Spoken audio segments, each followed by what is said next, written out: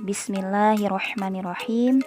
Assalamualaikum warahmatullahi wabarakatuh. Alhamdulillahi nahmaduhu wa nasta'inuhu wa nastaghfiruh wa na'udzu billahi min syururi anfusina wa min sayyiati a'malina. May yahdihillahu fala mudhillalah wa may yudlil fala hadiyalah. Wa asyhadu an la ilaha illallah wahdahu la syarikalah wa asyhadu anna Muhammadan wa abduhu wa rasuluh. Allahumma salli wa sallim wa barik ala sayyidina Muhammad wa ala alihi wa sahbihi wa man tabi'ahum bi ihsani ila yaumiddin. Radiyallahu billahi rabba wa bil islami dina wa bi Muhammadin nabiyya wa rasulah. Alhamdulillah, segala puji dan syukur yang tidak lepas kita sampaikan kepada Allah Subhanahu wa taala, karena kasih sayang Allah, karena anugerah dari Allah, karena karunia Allah, sampai pada hari ini kita masih banyak merasakan kenikmatan yang Allah berikan, terutama nikmat iman, nikmat Islam, nikmat sehat ya. Karena ada dua hal yang sering dilalaikan oleh kita manusia, yaitu yang pertama adalah nikmat sehat dan waktu luang. Nah, jadi kita harus baik-baik bersyukur kepada Allah atas segala nikmat yang telah Allah berikan. Sampai pada hari ini kita masih bisa bernafas, kita masih bisa membuka mata kita. Jadi tidak ada kata yang paling indah selain kata syukur kepada Allah, dengan pembuktian amal-amal solih yang kita lakukan di setiap hari dalam kehidupan kita. Tidak lupa pula salawat serta salam kepada baginda Rasulullah Shallallahu Alaihi Wasallam beserta istrinya, keluarganya, sahabat-sahabatnya, dan mudah-mudahan kita semua termasuk umat beliau yang istiqomah untuk meneladani beliau, menjadikan suri teladan kita, selalu menjalankan apa yang beliau wariskan untuk kita, dan terkhususnya Al-Quran, karena Al-Quran adalah salah satu warisan yang beliau berikan kepada umatnya, mukjizat beliau yang sampai pada hari ini masih ada, berbeda dengan nabi-nabi dan rasul-rasul yang lain.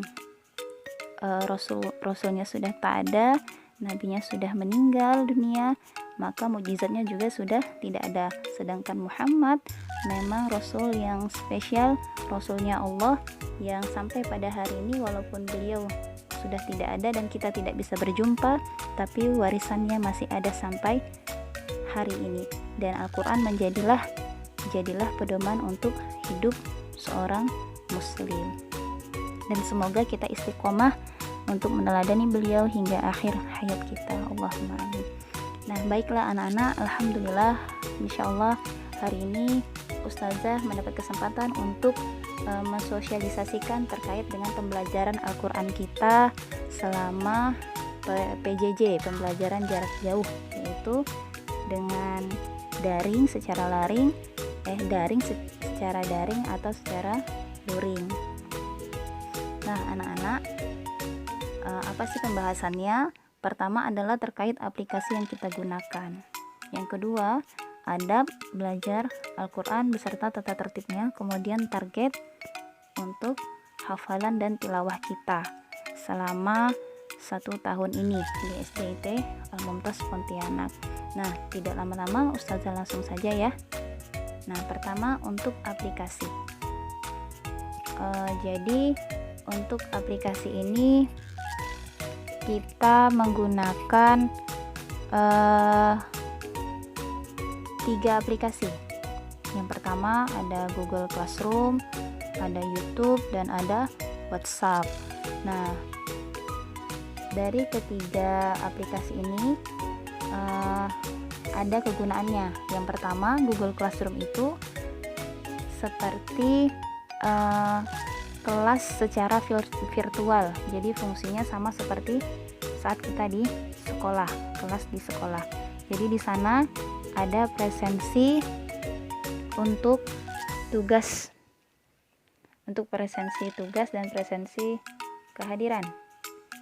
Jadi buat anak-anak di Google Classroom, nanti absensinya, kehadirannya bisa dilakukan di Google Classroom. Kemudian untuk mengumpulkan tugas-tugas, nah itu juga di Google Classroom. Mau diskusi juga bisa di Google Classroom, jadi tidak lagi di WhatsApp. Jadi kalau bisa aktivitas segala pembelajaran itu dilakukan di Google Classroom. Nanti di Google Classroom akan juga ada aplikasi untuk pertemuan virtual namanya Google Meeting. Nanti Ustazah jelaskan lagi. Yang kedua adalah YouTube. YouTube itu nanti akan digunakan oleh ustadz-ustazahnya dan anak-anak untuk menerima materi pembelajaran terkait tahsin dan tajwid, misalnya terkait ikhfa, terkait mad dua harokat dan lain-lainnya. Nanti bisa via YouTube. Ustadz-ustazahnya membuat video kemudian dimasukkan ke YouTube, lalu linknya disebarkan ke anak-anak, dan anak-anak bisa menonton dan menyimaknya dengan baik. Karena kalau pakai video dikirimkan ke WhatsApp, nanti HP ayah bundanya jadi berat. Begitu juga pula dengan ustazahnya. Nanti link YouTube-nya bisa dikirim ke WhatsApp atau Google Classroom. Nah, kemudian aplikasi yang ketiga adalah penggunaan WhatsApp. Penggunaan WhatsApp ini untuk koordinasi info pembelajaran. Nah, misalnya ada info-info terkait jadwal pelajaran Quran atau ada pertemuan meeting yang bisa diinformasikan ke orang tua, nah nanti lewat WhatsApp. Kemudian misalnya ada perizinan yang tidak bisa hadir di pembelajaran pada hari ini gitu ya, maka bisa dilakukan lewat via WhatsApp. Kemudian nanti kan ada setoran hafalan ya, seperti beberapa bulan yang lalu setoran hafalan menggunakan WA kalau dulu ya. Kalau sekarang videonya dikirimkan ke Classroom, kemudian nanti WhatsApp itu digunakan untuk koreksian dari ustadz-ustazahnya menggunakan voice note atau rekaman suara. Jadi hasil koreksian itu akan dikirimkan via WhatsApp melalui rekam suara dari ustadz-ustazahnya. Oke, lanjut ya. Nah, aplikasi pertemuan virtual untuk yang tatap mukanya selama pembelajaran menggunakan Google Meeting. Namun apabila guru dan wali murid, orang tua dari anak-anak bersepakat untuk menggunakan aplikasi lain seperti Zoom atau video call via WhatsApp, sangat dipersilahkan untuk menggunakannya. Jadi nanti anak-anak dan ustadz-ustazahnya silahkan untuk melakukan kesepakatan kalau misalnya melakukan tatap muka virtual, mau pakai Google Meeting, pakai Zoom atau WhatsApp. Nah, itu diperbolehkan. Nah, kemudian untuk selama pembelajaran daring dari sekolah itu memberikan pertemuan untuk Al-Quran itu setiap harinya ada pertemuan tatap muka. Nah, jadi nanti disepakati di WhatsApp mulai jam untuk tatap mukanya. Jadi tiap hari ada tatap muka secara online. Yang kedua adalah terkait dengan tata tertib pembelajaran secara daring dan luring. Nah, tata tertibnya yang pertama adalah niat. Kita harus meluruskan niat menuntut ilmu itu karena Allah, bukan karena terpaksa atau bukan karena tidak senang atau ya terpaksa lah gitu ya. Misalnya ini mau ndak mau nih sekolah nih karena Umi Abi nyuruh gitu. Nah, jadi mulai sekarang jika ada yang merasa terpaksa, kita luruskan niat untuk menuntut ilmu itu karena Allah, karena orang yang menuntut ilmu akan dimudahkan jalannya menuju surga. Kemudian harus dalam keadaan suci, sudah berwudu. Nah, ini tidak berlaku hanya untuk Al-Quran ya nak, tapi untuk seluruh pembelajaran selama di sekolah.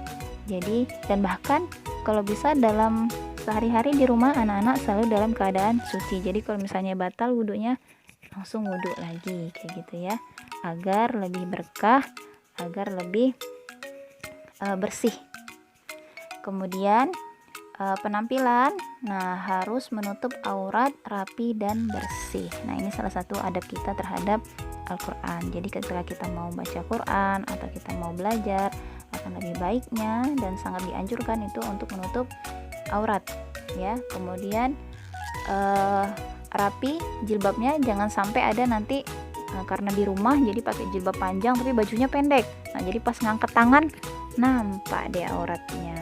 Atau nggak pakai alas jilbab, jadi rambut-rambut di atas kepalanya kelihatan. Nah, tuh hati-hati ya. Kemudian yang ikhwannya juga rambutnya disisir rapi atau pakai kopiah, jadi jangan sampai nampak wajah baru bangun tidur. Misalnya mulai kelas jam 1, dari kan ada istirahat 1 jam ya, dari zuhur ke jam 1. Nah tuh, jadi cuci muka dulu, rapi-rapi, bersih-bersih, wudhu segala macam, baru kita mulai kelas lagi. Jadi kondisikan sama seperti di sekolah. Kemudian sebelum belajar, perlengkapan belajarnya harus lengkap. Untuk pembelajaran Al-Quran yang pastinya ada Al-Quran, sudah standby, sudah ready, alat tulis, buku catatan, buku penghubung, dan air minum. Jadi air minum didekatkan. Jadi jangan sampai nanti pas pembelajaran, ustazah izin ya mau minum. Nah, no. Jadi anak-anak harus menyiapkan air minum di dekat tempat belajarnya. Jadi agar tidak kemana-mana. Oke? Nah, selanjutnya adalah tepat waktu. Tepat waktu, jadi anak-anak sudah siap 10 menit sebelum kelas dimulai dan mengisi presensi kehadiran.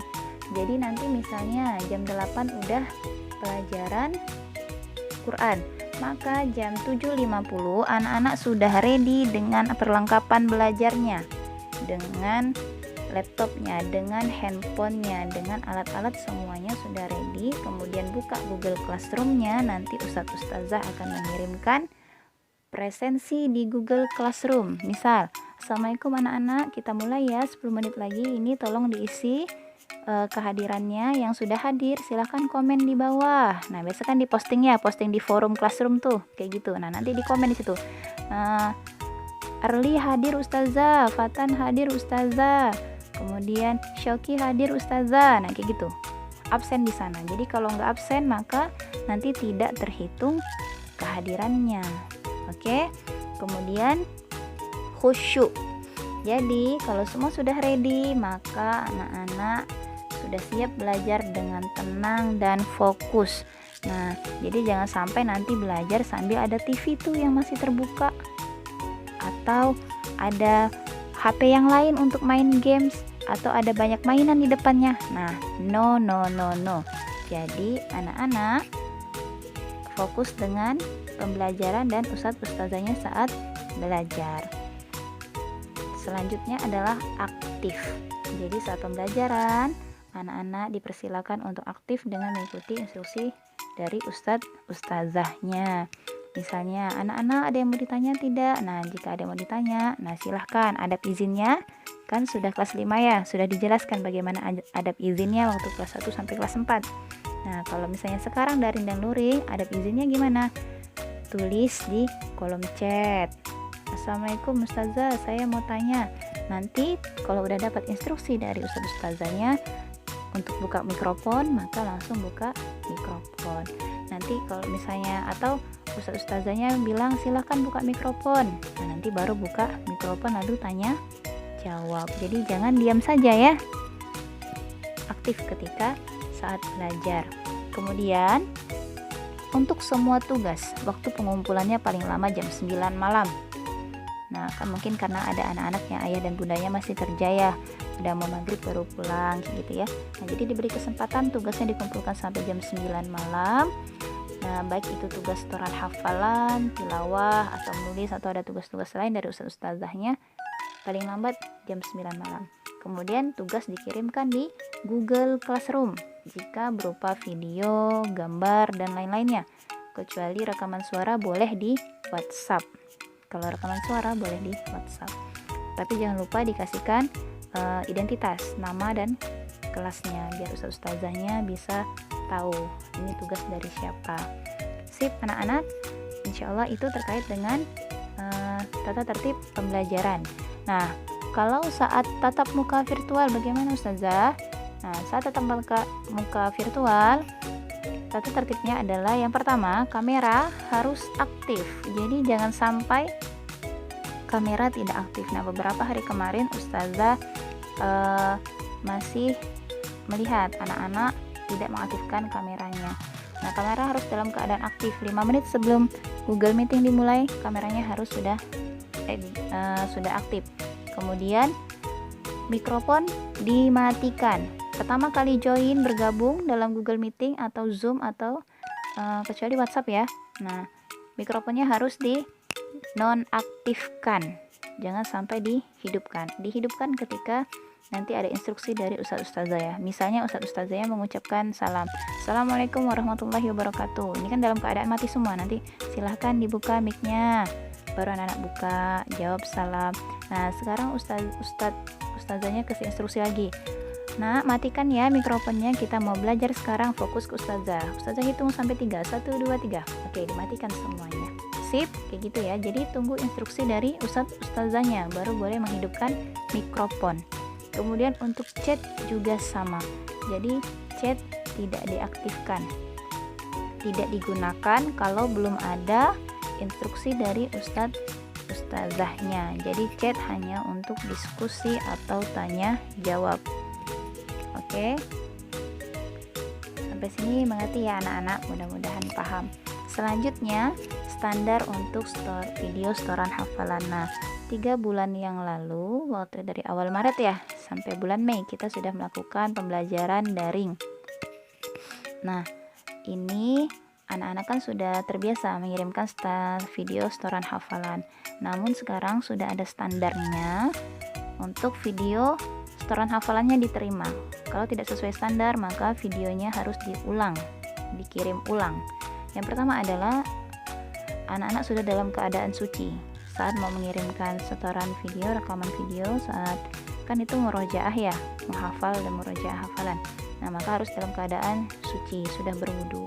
Pakaiannya harus menutup aurat, rapi dan bersih, sama kayak yang tadi ya saat kita belajar. Kemudian posisi Al-Quran, nah ini yang terpenting. Posisi Al-Quran harus disimpan di tempat yang lebih tinggi. Jadi jangan sampai Al-Qurannya di lantai ya, atau jangan sampai nanti ada rekamannya sambil tiarap Al-Qurannya di lantai. Nah, tidak. Jadi anak-anak harus menyimpannya lebih tinggi dari posisi kita duduk. Jadi kalau bisa di atas meja. Kemudian Al-Qur'annya harus dalam keadaan tertutup. Lalu tampak di kamera. Al-Qur'annya harus nampak di kamera tuh. Jadi saat merekam ada Al-Qur'annya di sana yang terlihat oleh ustazahnya.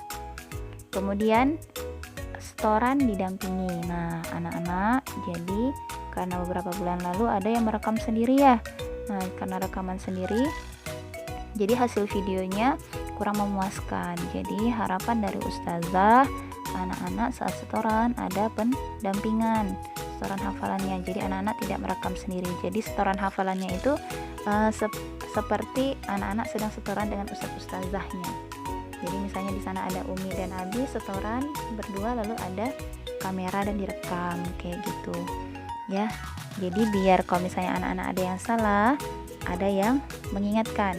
Nah, jadi hasil videonya tidak terpotong-potong. Nah, hasil video tidak terpotong-potong karena kemarin sempat ada video yang seperti diedit, terpause play, berhenti stop kayak digabung-gabungkan gitu videonya. Nah, sekarang tidak lagi. Jadi tidak ada boleh video yang terpotong-potong seperti diedit.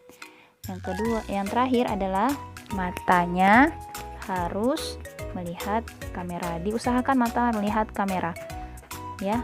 Jadi ini agar menjaga prasangka di dalam hati kita ya nak ya. Nah, tidak diperkenankan setoran hafalan menggunakan rekaman suara. Jadi harus melalui video karena ustazahnya harus melihat gerak mulutnya juga ya saat setoran hafalan. Oke anak-anak, nah ustazah sudah mengirimkan menyediakan beberapa poster yang akan dikirimkan di grup WhatsApp dan di classroom anak-anak terkait dengan tatib dan standar video hafalan, kemudian aplikasi yang digunakan. Jadi silahkan anak-anak melihat dan membaca yang udah ustazah dikirimkan. Kemudian target hafalan kita, hafalan SDIT Al-Mumtaz tahun ini adalah lulus selesai dari Al-Mumtaz, dari sekolah Al-Mumtaz, hafalnya mendapat minimal 3 juz, kemudian tilawahnya 3 kali khatam. Nah, untuk level 1 sampai 3 hafalannya itu adalah juz 30. Jadi untuk anak-anak kelas 1 sampai anak-anak kelas 3 ada 3 tahun untuk menyelesaikan juz 30. Kalau lebih dari ini Ustazah boleh nggak? Boleh banget, boleh banget. Jadi kalau misalnya kelas 2 udah selesai juz 30-nya, lanjut juz 29. Tapi tidak dilupakan ya hafalannya. Kemudian level 4 targetnya adalah juz 29. Level 5 juz 28. Ustazah, kalau misalnya kita masih juz 29, duduknya di kelas 5 nih, masih juz 29 gimana Ustazah? Nggak apa-apa, selesaikan hafalan juz 29-nya, dikejar, banyak-banyak berdoa sama Allah, dimudahkan, mudah-mudahan untuk mencapai target selesai juz 28. Nanti di kelas 6 kita memurajaah 3 juznya. Jadi itu target hafalan kita selama 6 tahun di SDIT Al-Mumtaz. Semangat ya anak-anak. Ustazahnya juga semangat insyaallah. Nah, tilawahnya 3 kali hatam. Kelas 1 sampai kelas 4 berkesempatan untuk hatam 1 kali. Kelas 5, level 5 sudah juga hatam 1 kali. Level 6 hatam 1 kali. Jadi minimal hatamnya 3 kali. Tapi kemarin keren, waktu Ramadan ada yang hatam sampai 7 kali ya. Seingat Ustazah, ada kakak kelas kalian yang sekarang udah duduk di kelas 6, hatamnya 7 kali. Nah, Masya Allah. Jadi itu sudah melebihi target. Dan ingat, tilawahnya jangan terburu-buru ya, harus dengan tartil, bacaannya baik dan benar, huruf-hurufnya baik dan benar.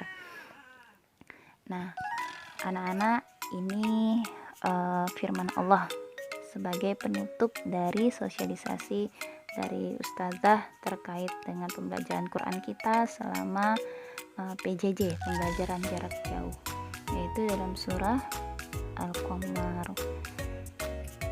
Allah telah firmankan, dan sesungguhnya telah kami mudahkan Al-Quran untuk pelajaran, maka adakah orang yang mengambil pelajaran?